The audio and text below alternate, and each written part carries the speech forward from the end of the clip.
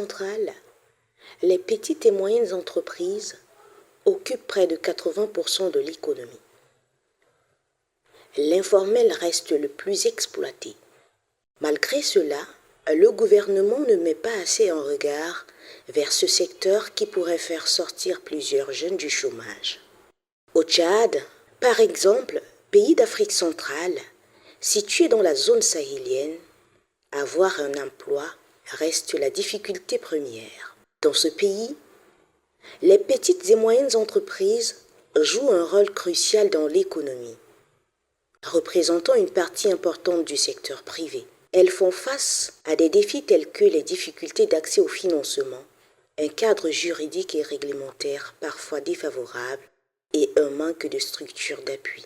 Cependant, les initiatives gouvernementales et des programmes d'appui cherchent à renforcer leur compétitivité et leur contribution au développement économique. Bien que ces initiatives ne sont pas accessibles sur le terrain, entreprendre dans une activité fait appel à une force d'esprit, à l'espoir, la persévérance et le talent. Nous avons rencontré un jeune qui a su se faire un nom et aujourd'hui a fait la fierté du Made in Tchad.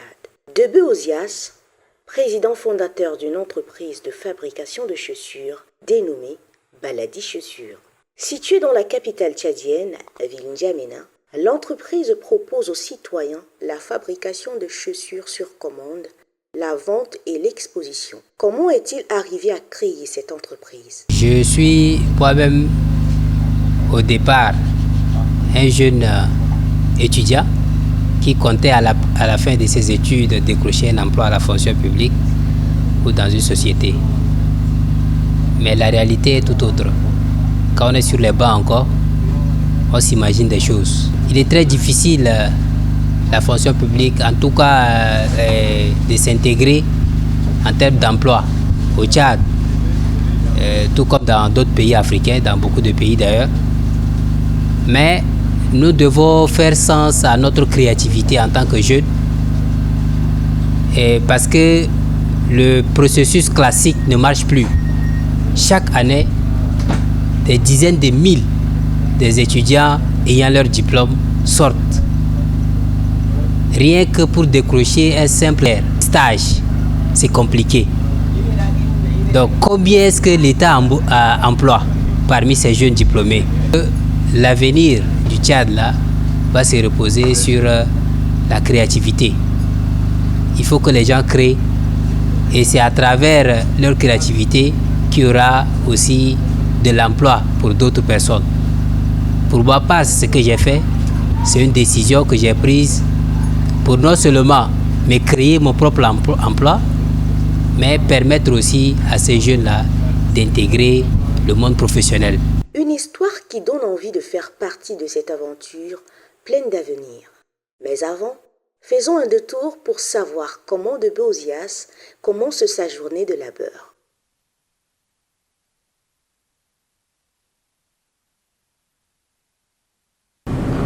Donc, on est déjà vers Kirungu là.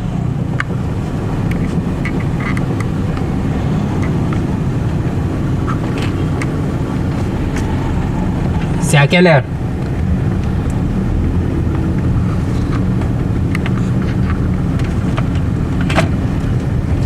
Oui.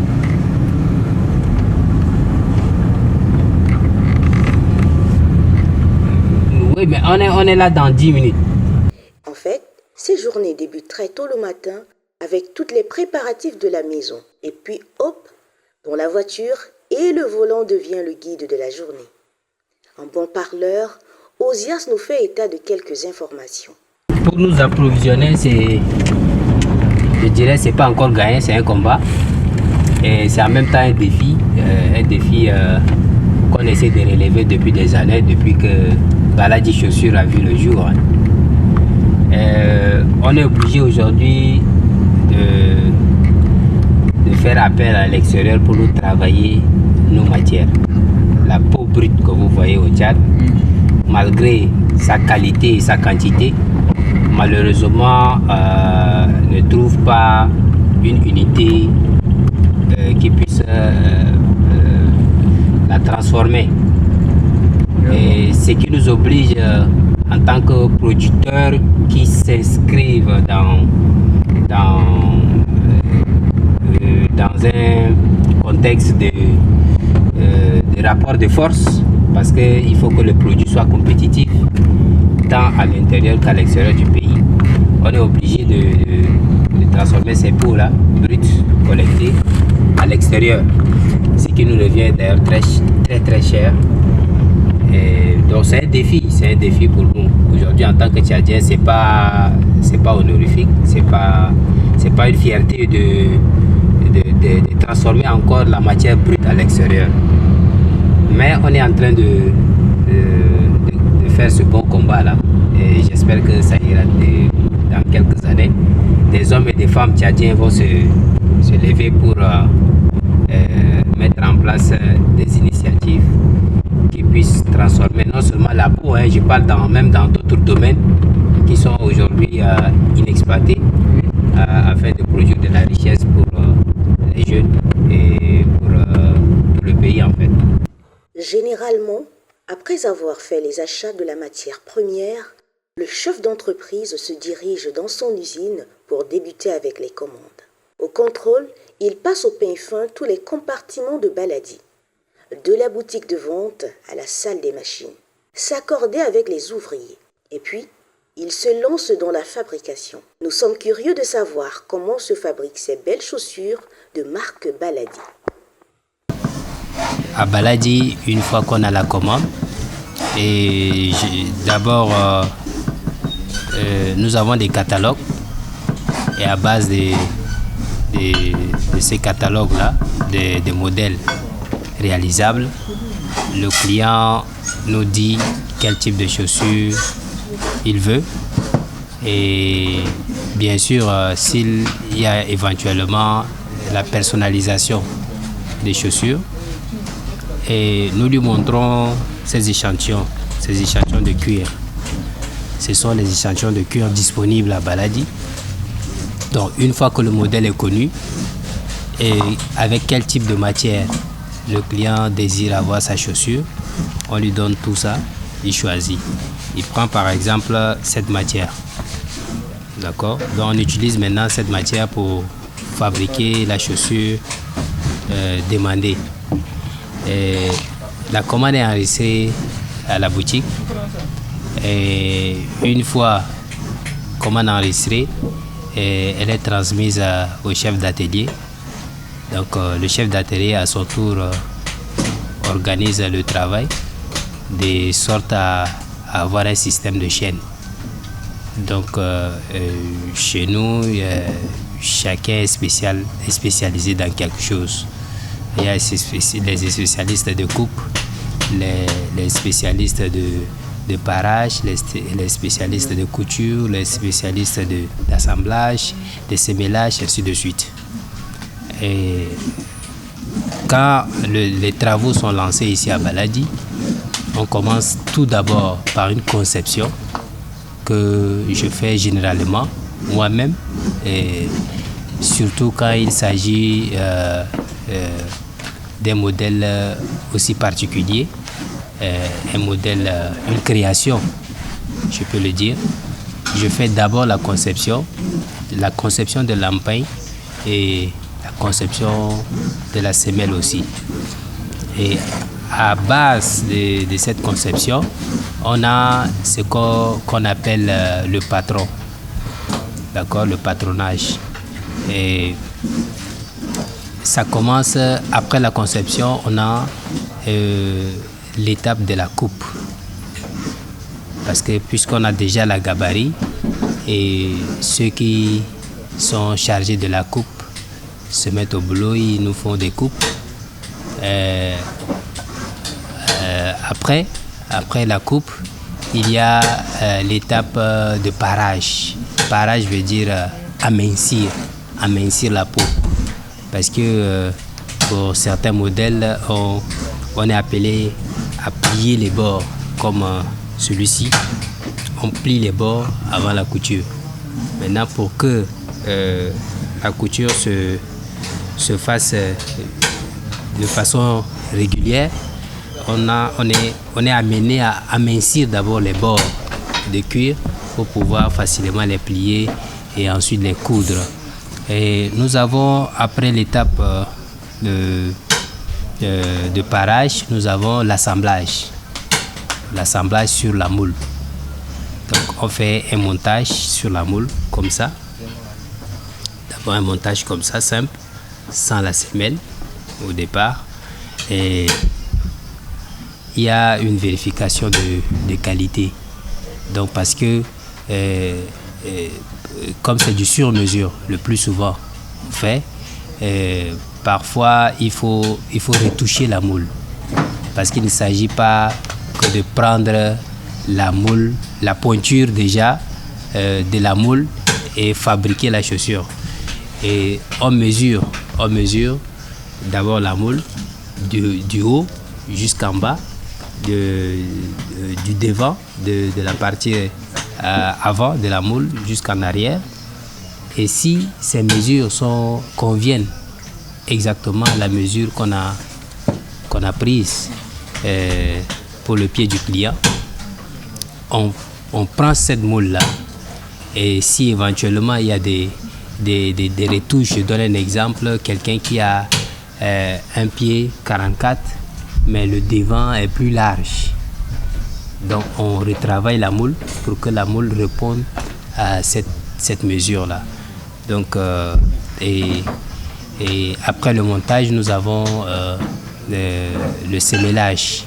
Le sémellage, c'est une étape qui consiste à fabriquer des semelles comme celle-ci, des semelles, et plus le talon, et les monter sur la chaussure déjà, l'empeigne déjà montée sur la moule. Donc, et dès qu'on finit ça, il y a en dernière position la finition. C'est là l'étape cruciale de tout le processus de fabrication. La chaussure peut être réussie, mais si la finition n'y est pas, et on voit tout de suite les défauts et c'est pas très bien professionnel en tout cas. Donc l'étape de finition prend généralement plus de temps, près de la moitié de tout le processus. Donc c'est l'étape qui prend assez de temps. Comme cette paire que j'ai, c'est déjà terminé. Maintenant il reste la phase de finition.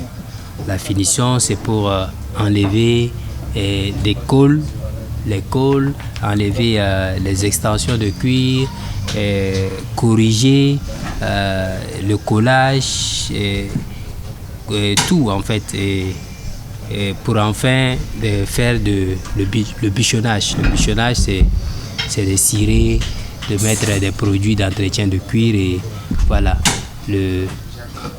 la chaussure est donc finie après cette étape et nous livrons au client. Là, nous avons une machine de parage et ça permet d'amincir le cuir. Vous voyez ça, quand je prends ça c'est l'empeigne d'un soulier qui n'est pas encore monté.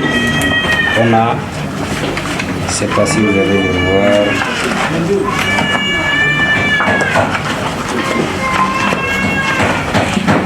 on a ici les bords qui sont d'abord repliés,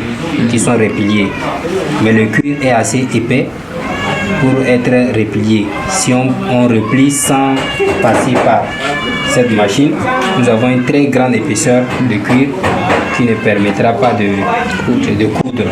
Donc cette machine va permettre d'amincir les bords de cuir pour pouvoir replier comme ça. Ici, nous avons replié cette empeigne là. Donc avant de replier, les bords ici sont passés dans cette machine. C'est une machine à coudre robuste, utilisée pour le plus souvent pour la couture des ceintures, des cuirs à grande épaisseur, et utilisée aussi pour la fabrication des sacs. Des sacs parce que avec l'assemblage de plusieurs cuirs, l'épaisseur est importante et donc il faut une machine assez puissante pour pouvoir coudre la matière. Le résultat est hallucinant. Voilà pourquoi la clientèle reste aussi nombreuse et de choix.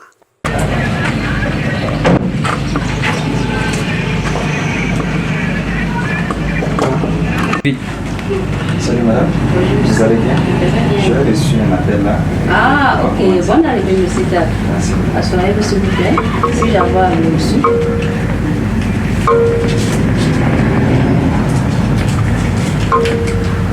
Ah, effectivement, vous avez une commande de suivi. Donnez-moi quelques minutes.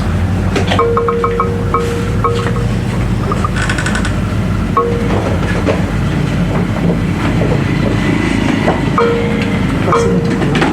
D'accord. Et c'est un bonbon. J'ai reçu une mesure. Ah oui, c'est sûr. Mais je comprends vous demander.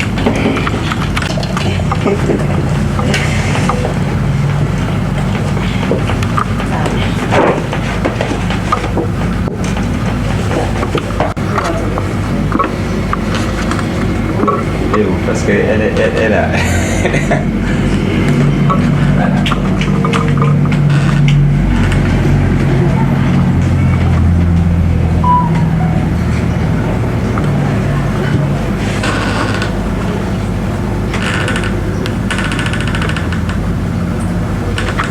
Si chaussures, avant je commandais mes chaussures en Italie, mais depuis que j'ai rencontré, je suis venu acheter une fois les chaussures ici en 2022. La marque me plaisait et jusqu'à là on continue toujours à être, je suis le client préféré de Baladi. Et l'accueil chez Baladi Chaussures, c'est vraiment exceptionnel. Ils sont ordonnés, disciplinés et la réception surtout, ils sont vraiment accueillants. Baladi Chaussures, je pense que c'est la meilleure, ils sont le meilleur au Tchad. Puisque chaque fois que tu achètes chaussures à Baladi, les réparations, les services de réparation, c'est gratuit. Et parfois, tu pars au boulot, les chaussures sont sales, tu viens, on te tire ça gratuitement. Ça. Donc, Baladi est la meilleure. Tout ce que je dis à la jeunesse tchadienne, c'est de travailler dur et de se croire en eux. Puisque on a une vaste espace et le pays est vraiment vaste. Mais les ressources, nos ressources naturelles ou ressources du pays, a besoin vraiment des jeunes pour les exploiter. Alors s'il y a de telles opportunités pour Baladi, y compris moi, y compris les autres, je les encourage de ne pas laisser que les autres pays ou bien les autres jeunes des autres pays qui viennent là pour exploiter. Mais il faut qu'on profite de notre ressource pour développer le pays.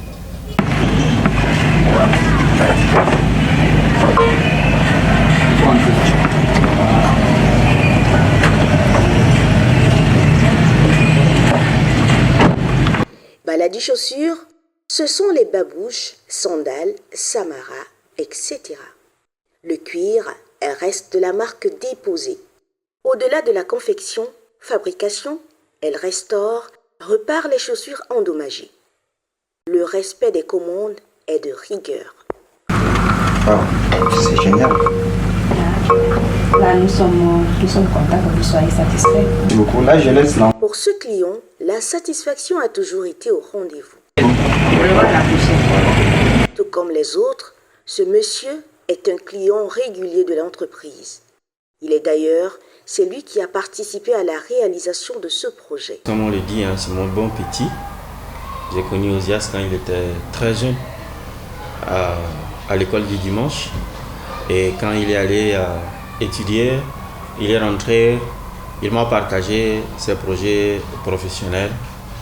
Et entre toutes les idées qu'il m'a présentées, j'ai trouvé que créer une structure devait plutôt faire l'affaire. Et je pense que c'est comme ça qu'il allait s'asseoir. Il a réfléchi, il a créé Baladi. Et j'ai été parmi l'un de ses premiers clients. Et jusqu'aujourd'hui, j'ai toujours du plaisir à porter les chaussures qu'il fabrique, que j'achète avec lui, ou qu'il m'offre assez très régulièrement, il faut l'avouer. Et de temps à autre, je viens aussi visiter son atelier. Et je trouve qu'au fil des ans, il se construit, il est en train de grandir. Il est en train de grandir. Et la justification de l'adage qui dit que petit à petit l'oiseau fait son nid s'applique très bien à son cas. La qualité de la peau, hier, c'est travaillé. Mais il est à ses débuts. Il y a des moments où je lui ai fait des retours sur la fabrication. Je lui dis, ça, tu as fabriqué, c'est un coup d'essai, mais la prochaine fois, essaie plutôt d'aller dans ce sens. Vous voyez? Donc dire que j'ai toutes les fois été satisfait à 100%, c'est peut-être trop dire. Mais je n'ai pas été déçu, si vous voulez. Je n'ai pas été déçu. Mais la satisfaction viendra totalement lorsqu'il va prendre de l'envergure. Et je pense que pour lui, on peut lui faire confiance. Parce que si vous visitez son atelier, aujourd'hui, il y a des sandales, il y a des mocassins, il y a des souliers qu'il fabrique qui n'ont rien à envier à certaines paires qui nous viennent de l'extérieur. Par contre, dans la réparation des chaussures, là alors, je suis plus que satisfait. Parce que vous voyez, ce qu'il vient de me ramener, c'est de la réparation. Et là, c'est une chaussure que si jamais lui n'avait pas ouvert son atelier, j'allais simplement jeter ou remettre à quelqu'un parce que je ne pouvais plus porter, les semelles étant dégradées. Or, grâce à ces machines, il redonne une seconde vie à ces chaussures-là que je vais encore avoir le plaisir, voilà, d'utiliser à partir de maintenant et c'est pour une longue période encore. Donc, pour me résumer, je trouve qu'il est bon, il est en train d'apprendre et lorsqu'il va se professionnaliser, et je le lui souhaite vivement, lorsqu'il va même commencer à exporter ses chaussures, c'est possible, à ce moment, je pense qu'on pourrait lui jeter des fleurs. Faire confiance à un jeune débutant reste un problème majeur aujourd'hui dans les États africains. Débourser de l'argent pour infiltrer dans une entreprise jeune n'a pas toujours été aisé. Malgré cela, Osias ne baisse pas les bras. Son entreprise participe aujourd'hui au développement économique du pays. Les citoyens qui allaient commander en Europe peuvent désormais acheter sur place. La clientèle va désormais du citoyen lambda au grossiste ou revendeur. Cependant, produire reste encore un défi parsemé de nombreuses difficultés. Il est difficile pour nous, en notre connaissance, de voir de la matière brute locale, mais le produit transformé venant de l'extérieur. La première des difficultés, c'est que on manque cruellement des unités de transformation de la matière brute au produit fini local. C'est bien, Baladi aujourd'hui est premier. C'est la toute première jeune entreprise qui a initié la fabrication, en tout cas de qualité, en termes de chaussures en cuir. Mais nous, on veut aller plus loin. Pourquoi ne pas transformer déjà la peau brute là, puisqu'on en a en quantité et en qualité localement. Nous sommes confrontés à ce problème-là de faire appel à la main-d'œuvre étrangère pour traiter la peau brute. Donc aujourd'hui, ce que nous utilisons pour que ça soit compétitif, on est obligé d'exporter déjà d'abord la peau brute pour être travaillée ailleurs et revenir, et à base de ces peaux-là, on fait des chaussures, des ceintures et tout ce que vous voyez à Baladi. Nous avons démarré Baladi avec très peu de moyens, mais avec beaucoup d'ambition. Et de ressources nécessaires pour pouvoir satisfaire un grand nombre de consommateurs. Mais néanmoins, aujourd'hui, bien que Baladi soit beaucoup sollicité, en tout cas, par des Tchadiens d'abord et aussi des étrangers, nous ne parvenons pas encore à satisfaire la demande en termes de production.